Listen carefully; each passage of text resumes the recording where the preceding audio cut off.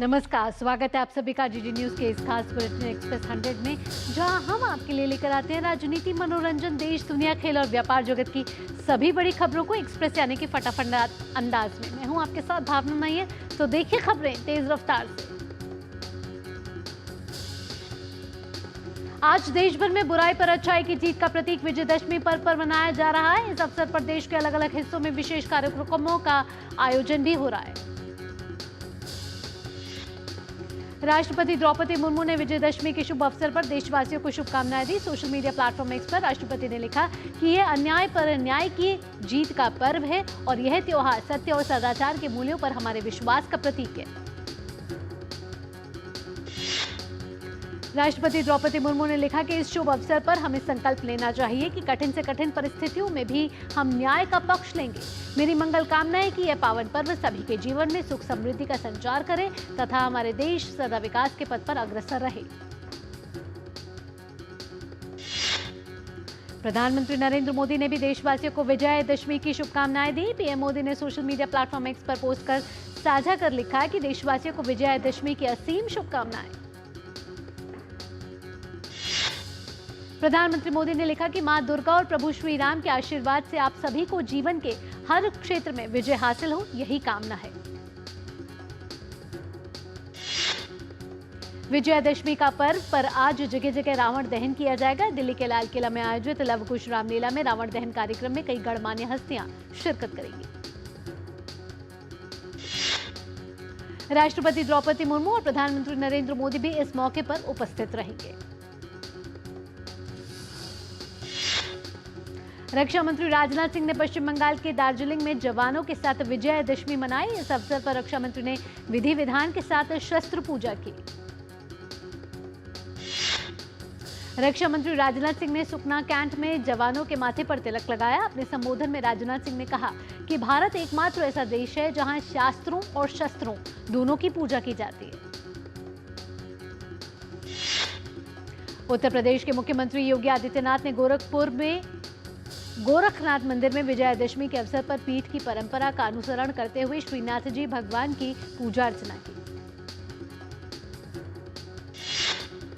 नागपुर स्थित राष्ट्रीय स्वयंसेवक संघ के मुख्यालय में आज विजयादशमी उत्सव मनाया गया। इस अवसर पर सरसंघ चालक डॉक्टर मोहन भागवत ने शस्त्र पूजा की। पद्म भूषण और पूर्व इसरो प्रमुख के राधाकृष्णन इस कार्यक्रम में मुख्य अतिथि के रूप में मौजूद रहे। इस मौके पर केंद्रीय मंत्री नितिन गडकरी, महाराष्ट्र के उप मुख्यमंत्री देवेंद्र फडणवीस और पूर्व इसरो प्रमुख के सिवन भी उपस्थित रहे। आपको बता दें कि 27 सितंबर 1925 में विजयादशमी के दिन ही संघ की स्थापना हुई थी। इस अवसर पर अपने संबोधन में आरएसएस प्रमुख मोहन भागवत ने कोलकाता रेप कांड को बेहद शर्मनाक बताया। उन्होंने कहा कि अपराधियों और सत्ता के बीच साठगांठ होने के कारण इस तरह की घटनाओं को शह मिलती है। बांग्लादेश का जिक्र करते हुए मोहन भागवत ने कहा कि वहां हिंदुओं पर अत्याचार करने की परंपरा दोहराई गई। हरियाणा विधानसभा चुनाव में जीत की हैट्रिक लगाने के बाद अब सरकार बनने की बारी है और नायब सिंह सैनी एक बार फिर सरकार के मुखिया के रूप में शपथ लेंगे। नए मंत्रिमंडल का रूप कैसा होगा, इसे लेकर कार्यवाहक सीएम नायब सिंह सैनी भाजपा के वरिष्ठ नेताओं के साथ साथ पूर्व सीएम मनोहर लाल खट्टर से मिल चुके हैं। शपथ ग्रहण समारोह 17 अक्टूबर को पंचकुला में आयोजित किया जाएगा। नायब सिंह सैनी के शपथ ग्रहण समारोह में प्रधानमंत्री नरेंद्र मोदी भी शामिल होंगे। केंद्रीय मंत्री मनोहर लाल खट्टर ने कहा कि 17 अक्टूबर को पंचकुला में मुख्यमंत्री और अन्य मंत्रियों का शपथ ग्रहण होगा। सूचना और प्रसारण सचिव संजय जाजू ने भोपाल में मध्य प्रदेश के पर्यटन और संस्कृति विभाग के प्रधान सचिव शिव शेखर शुक्ला के साथ फिल्म निर्माण और प्रदर्शन को प्रोत्साहन देने के तौर तरीकों पर चर्चा की। संजय जाजू ने इस मौके पर कहा कि फिल्म निर्माण की सुविधाएं उपलब्ध कराने के लिए एक केंद्रीय पोर्टल बनाया गया है और इसी तरह मध्य प्रदेश में भी फिल्म निर्माण की अनुमति देने के लिए एक ऑनलाइन प्रणाली है। सूचना और प्रसारण सचिव ने कहा कि इन दोनों पोर्टल को एक साथ करने से फिल्म निर्माण में सरलता आएगी। जम्मू कश्मीर के एलजी मनोज सिन्हा ने श्रीनगर से 7,000 किलोमीटर लंबी वायु वीर विजेता कार रैली को हरी झंडी दिखाकर रवाना किया। यह रैली सियाचिन एयर बेस से शुरू होकर अरुणाचल प्रदेश के तवांग से होते हुए नवंबर की मध्य में दिल्ली में समाप्त होगी। रैली का मुख्य उद्देश्य लोगों में भारतीय वायुसेना की उल्लेखनीय उपलब्धियों के बारे में जागरूकता बढ़ाना और युवाओं में वायुसेना में शामिल करने के लिए प्रेरित करना है। कोलकाता में ट्रेनी डॉक्टर के रेप मर्डर के विरोध में 7 ट्रेनी डॉक्टर 6 अक्टूबर से अनशन पर बैठे हुए हैं। 10 अक्टूबर की रात एक ट्रेनी डॉक्टर अनिकेत महतो की हालत गंभीर हुई थी, जिसके बाद उन्हें आरजीकर अस्पताल के आईसीयू में भर्ती कराया गया। शुक्रवार को आरजीकर अस्पताल के डॉक्टर ने बताया कि महतो की स्थिति गंभीर बनी हुई है, लेकिन वे अभी स्थिर हैं। उनकी पल्स रेट और अन्य हेल्थ पैरामीटर्स अभी और नहीं गिर रहे हैं, लेकिन इसमें सुधार भी नहीं हो रहा है। 5 डॉक्टरों की टीम उन पर नजर रखे हुए है। उधर बाकी 6 डॉक्टरों की भी हालत बिगड़ रही है, लेकिन उन्हें अभी अस्पताल में भर्ती नहीं कराया गया है। एक डॉक्टर ने बताया कि तबीयत बिगड़ने के बावजूद उन्होंने हड़ताल जारी रखने का फैसला लिया है। हड़ताल की जगह के पास एक एम्बुलेंस तैनात है और इन 7 के अलावा नॉर्थ बंगाल मेडिकल कॉलेज में 2 और डॉक्टर भूख हड़ताल पर बैठे हुए हैं। उनमें से एक ने शुक्रवार रात को कहा कि लोकल पुलिस हमारे मरीजों पर दबाव डालकर हमारी हड़ताल खत्म करवाने की कोशिश कर रही है, लेकिन मैं नहीं हटूंगा। इंडियन मेडिकल एसोसिएशन यानी कि आईएमए के अध्यक्ष डॉक्टर आरवी अशोकन और आईएमए के अन्य सदस्यों ने कोलकाता के आरजीकर मेडिकल कॉलेज और अस्पताल हत्या बलात्कार मामले पर भूख हड़ताल पर बैठे पश्चिम बंगाल जूनियर डॉक्टर्स फ्रंट के डॉक्टर्स से मुलाकात की है। आईएमए के अध्यक्ष ने जूनियर डॉक्टरों की स्थिति पर चिंता जताई और कहा कि आईएमए इन जूनियर डॉक्टरों के साथ खड़ा है और उनकी मांगों पर पूरी तरह से समर्थन भी करता है। इंडियन मेडिकल एसोसिएशन आईएमए ने कोलकाता के आरजी मेडिकल कॉलेज में दुष्कर्म और हत्या मामले में पीएम मोदी को पत्र लिखकर न्याय की गुहार लगाई है। पत्र में पीएम मोदी से स्वास्थ्य कर्मियों के खिलाफ हिंसा रोकने के लिए केंद्रीय कानून लाने और अस्पतालों को अनिवार्य सुरक्षा अधिकारियों के साथ सुरक्षित क्षेत्र घोषित करने की भी मांग की गई है। आईएमए ने पीएम मोदी के सामने 5 मांगे रखी। इससे पहले आईएमए के अध्यक्ष डॉक्टर आरवी अशोकन और महासचिव अनिल कुमार ने और साथ ही जूनियर डॉक्टरों की भूख हड़ताल पर पश्चिम बंगाल की मुख्यमंत्री ममता बनर्जी को भी एक पत्र लिखा गया। आईएमए की ओर से मुख्यमंत्री ममता बनर्जी को लिखे गए पत्र में सरकार से डॉक्टर की मांगों को पूरा करने की मांग की गई। पश्चिम बंगाल के नादिया जिले में सीमा सुरक्षा बल ने 3.5 करोड़ रुपए मूल्य की 4.671 किलोग्राम सोने के साथ एक तस्कर को गिरफ्तार किया। बीएसएफ ने सोने की तस्करी की खुफिया जानकारी मिलने के बाद यह कार्रवाई शुरू की। तस्कर बांग्लादेश से भारत में सोने की तस्करी की कोशिश कर रहा था।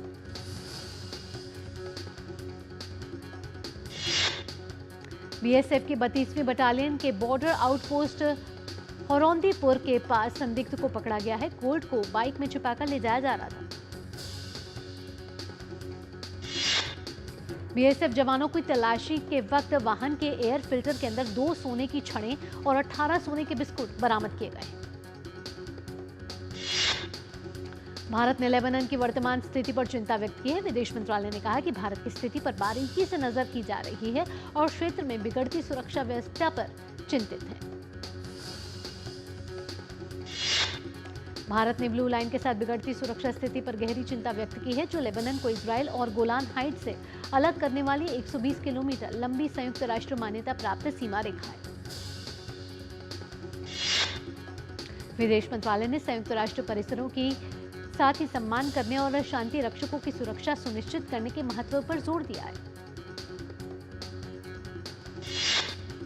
केंद्रीय मंत्री गिरिराज सिंह बिहार में हिंदुओं को संगठित करने के लिए 18 अक्टूबर से हिंदू स्वाभिमान यात्रा निकालने वाले हैं। पहले चरण में वह मुस्लिम बहुल सीमांचल एवं भागलपुर में यात्रा निकालेंगे।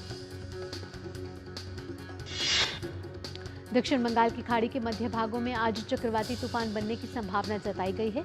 साथ ही मौसम विभाग ने कहा है कि तेलंगाना और आंध्र प्रदेश में भी छिटपुट बारिश होने की उम्मीद है।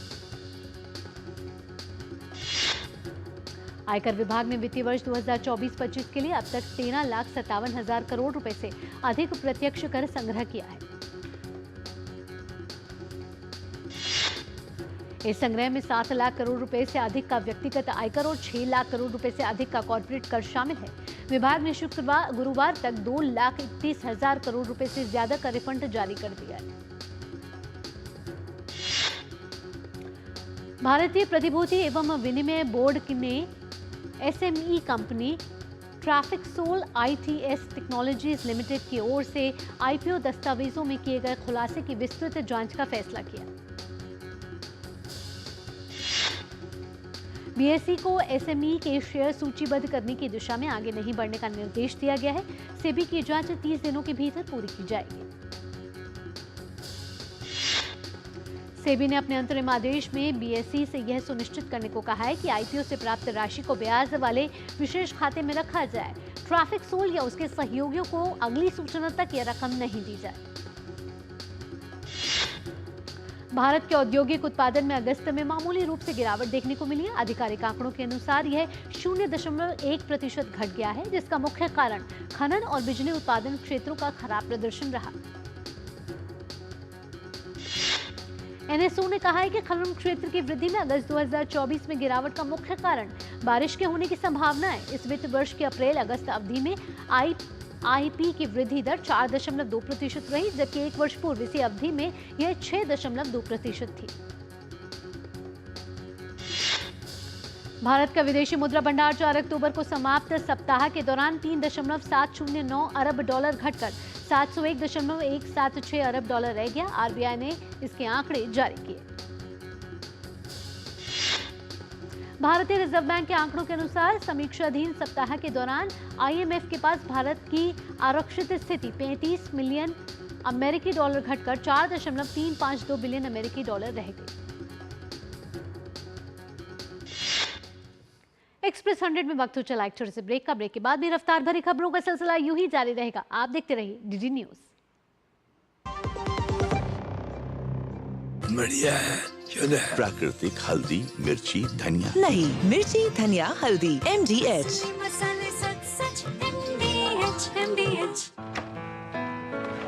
पापा ये सब? हाँ, जो चीजें सालों से बेवजह पड़ी हो उन्हें हटा देना चाहिए। ये भी दादाजी की पुरानी पासबुक और एफडी। अरे ये कैसे रह गया? पैसे गए? नहीं, उपाय है। बैंक खाते को संचालित करते रहना चाहिए, वरना खाता इनऑपरेटिव हो जाता है। ऐसे में बैंक से संपर्क करें, खाता सक्रिय करवाएं और आपकी रकम जो है उसे ब्याज समेत क्लेम करें। दादू ये आरबीआई कहता है जानकार बनिए, सतर्क रहिए। सही कह रहा है। मैडम, राजमा चुटकी में पकेगा। अच्छा, लिख के दीजिएगा। लिख के तो बेस्ट चावल खुल के खिलेगा। लिख के दे दो। क्या मैडम? आशीर्वाद आटा फुल्का ऐसे फूलेगा कि आप फूले नहीं समाएंगी। ये खुद लिख के दे रहे हैं, स्कैन कीजिए। क्वालिटी सर्टिफिकेट, 100% आटा, 0% मैदा, 40 से भी ज्यादा टेस्ट, गेहूं पे रोटी औरों से ज्यादा नरम। आशीर्वाद आटा, क्वालिटी का वादा। लिख के ले लो। बेटियां घर की रौनक हैं। बेटियां घर संवारती हैं। बेटियां पीढ़ियां सजाती हैं। बेटियां घर की बुनियाद कहलाती हैं।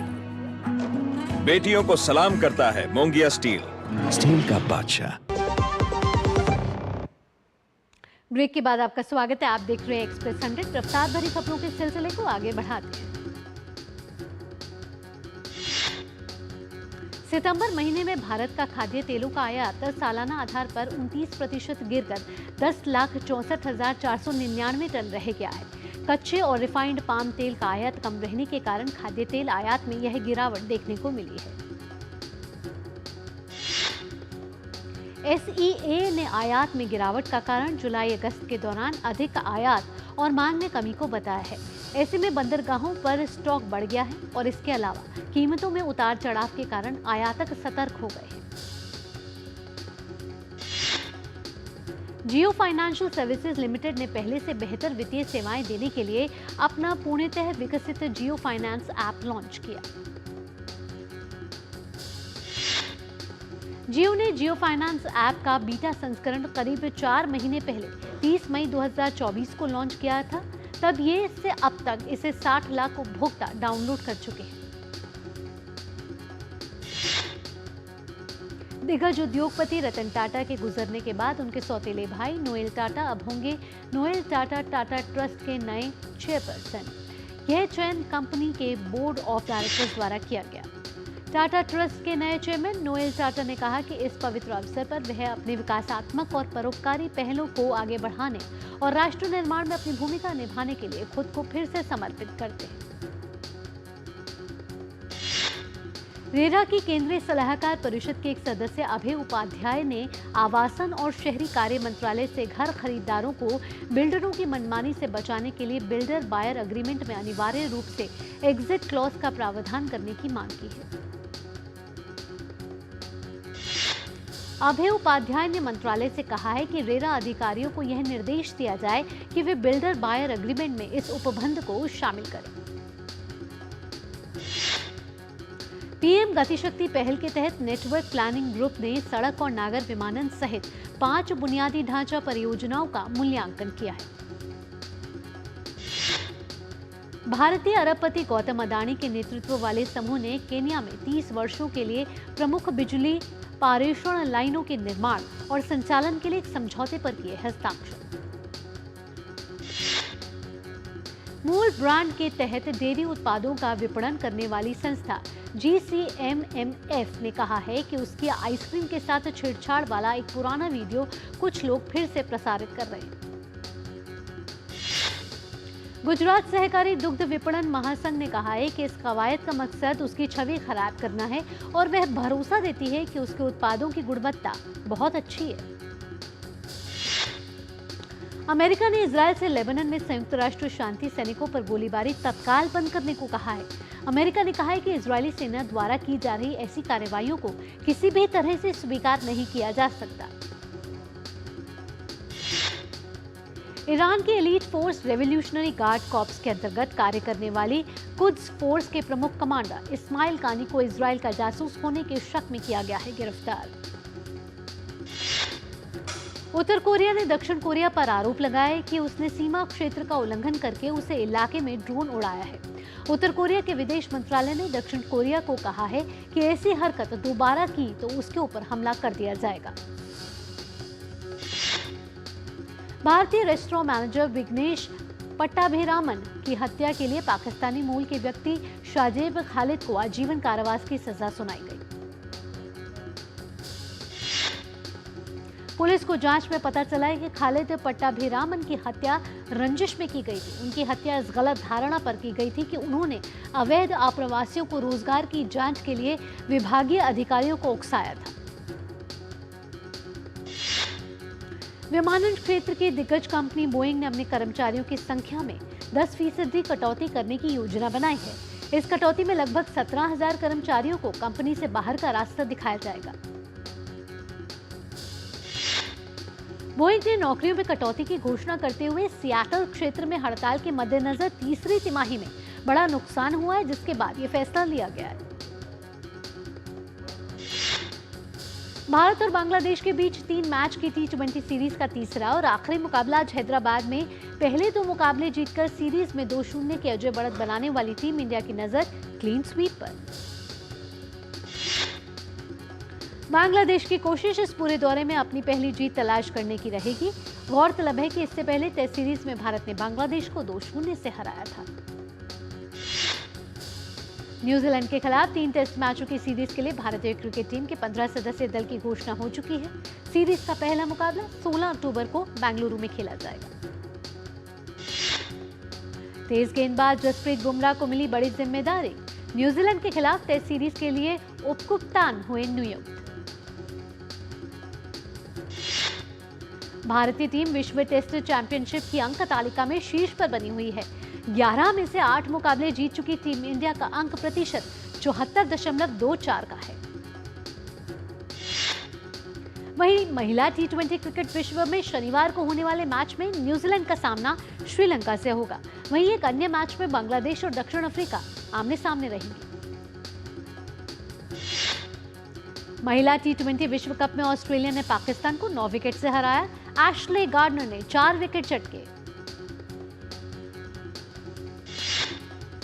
अरीना सबालेंका ने वुहान ओपन के सेमीफाइनल में जगह बना ली है। क्वार्टर फाइनल में सबालेंका ने मैग्डालेना को 6-2, 6-2 से हराया। कोको गॉफ ने लिनेट को हराकर वुहान ओपन के सेमीफाइनल में बना ली है जगह। ये इस साल गॉफ की 50वीं जीत रही। दुनिया के नंबर 1 टेनिस खिलाड़ी यानिक सिनर का कहना है कि उनके करियर पर राफेल नडाल का काफी प्रभाव रहा। सिनर ने कहा कि नडाल का रिटायरमेंट का फैसला टेनिस की दुनिया के लिए बेहद मुश्किल है। राफेल नडाल को अपना आदर्श मानने वाले युवा Spanish tennis star Carlos Alcaraz Nadal के संन्यास के फैसले से बेहद दुखी नजर आ रहे हैं। वे बोले, नडाल के कारण ही वे प्रोफेशनल टेनिस खिलाड़ी बने। एक्सप्रेस 100 में एक और छोटा सा ब्रेक। इस ब्रेक के बाद भी खबरों का सिलसिला यूं ही जारी रहेगा।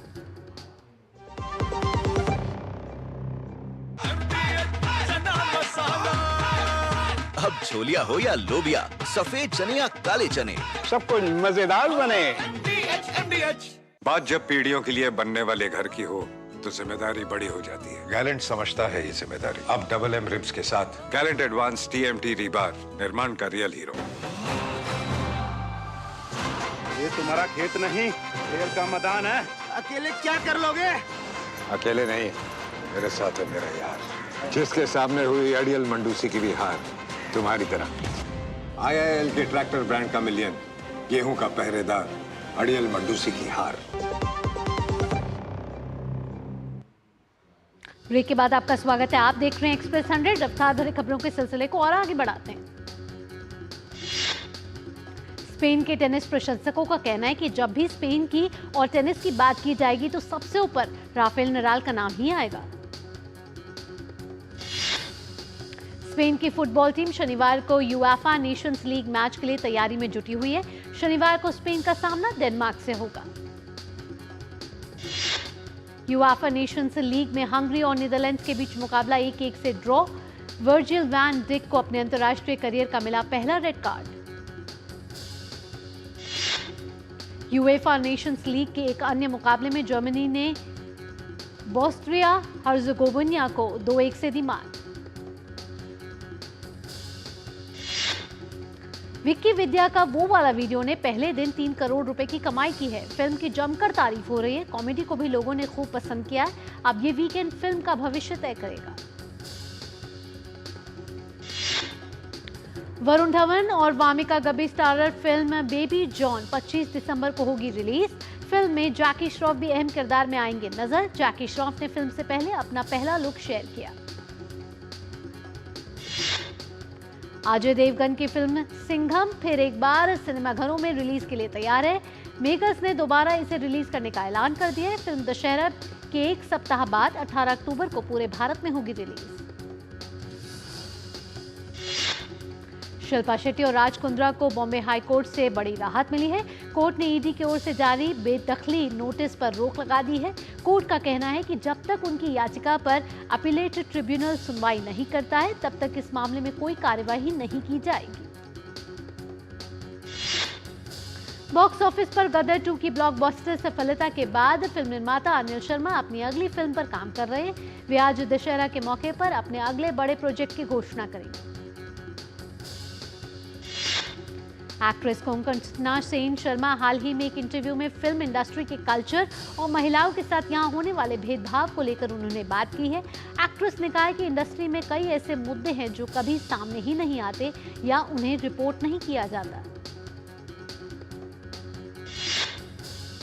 अनिरुद्धाचार्य महाराज ने बिग बॉस 18 के एक ग्रैंड प्रीमियर एपिसोड में लिया हिस्सा।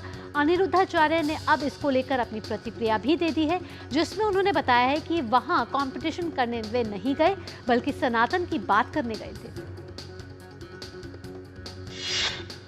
कर्नाटक की अदालत ने हत्या के एक मामले में आरोपी कन्नड़ सुपरस्टार दर्शन की जमानत याचिका पर अपना फैसला 14 अक्टूबर तक सुरक्षित रख लिया। मामले के मुख्य आरोपी उसकी साथी पवित्रा गौड़ा को जमानत याचिका भी उसी दिन फैसला सुनाया जाएगा। बॉलीवुड फिल्म मेकर करण जौहर के बैनर तले रोमांटिक कॉमेडी फिल्म बनाने जा रहे हैं, जिसमें आर माधवन और फातिमा सना शेख की जोड़ी आएगी नजर। आलिया भट्ट की एक्शन फिल्म जिगरा सिनेमाघरों में रिलीज हो चुकी है। फिल्म ने रिलीज के पहले ही दिन 2 करोड़ से ज्यादा की कमाई। वहीं साउथ सुपरस्टार महेश बाबू ने ट्वीट कर आलिया भट्ट की फिल्म जिगरा को शानदार बताया। साथ ही एक्ट्रेस की भी जमकर तारीफ की। इसके साथ ही रश्मिका मंदाना ने भी आलिया भट्ट की खूब तारीफ की है। बॉलीवुड अभिनेत्री आलिया भट्ट ने अपनी भविष्य की प्लानिंग का खुलासा करते हुए बताया कि उनकी प्लानिंग में ज्यादा फिल्में बनाना, ज्यादा बच्चे पैदा करना और कई जगहों की यात्रा करना शामिल है। मशहूर फैशन डिजाइनर मनीष मल्होत्रा ने दिग्गज अभिनेत्री रेखा को ओरिजिनल स्टाइल मेकर बताया। उनके मुताबिक रेखा रील से लेकर रियल लाइफ तक अपना स्टाइल प्लांट करती है। बॉलीवुड अभिनेत्री अनन्या पांडे ने मानसिक स्वास्थ्य के बारे में बात करने के लिए अपना खुद का पॉडकास्ट लॉन्च किया है। हाल ही में रिलीज हुई अपनी स्ट्रीमिंग फिल्म CTRL को लेकर सुर्खियां बटोर रही अभिनेत्री ने अब पॉडकास्ट की दुनिया में भी कदम रख लिया है। दिग्गज फिल्म अदाकार अनुपम खेर ने अपनी आगामी फिल्म विजय 69 को जुनून, दृढ़ता और अडिग मानवीय भावना का प्रतीक बताया है। वह इस फिल्म में मुख्य भूमिका में आएंगे नजर। विजय 69 को आने वाले समय में OTT प्लेटफॉर्म नेटफ्लिक्स पर स्ट्रीम किया जाएगा। और इस साल की शुरुआत में अभिनेता अनुपम खेर ने नेटफ्लिक्स के कार्यक्रम के दौरान बताया था कि उन्होंने इस फिल्म के लिए तैराकी सीखी है और शूटिंग के दौरान उनके कंधे में चोट भी लग गई थी।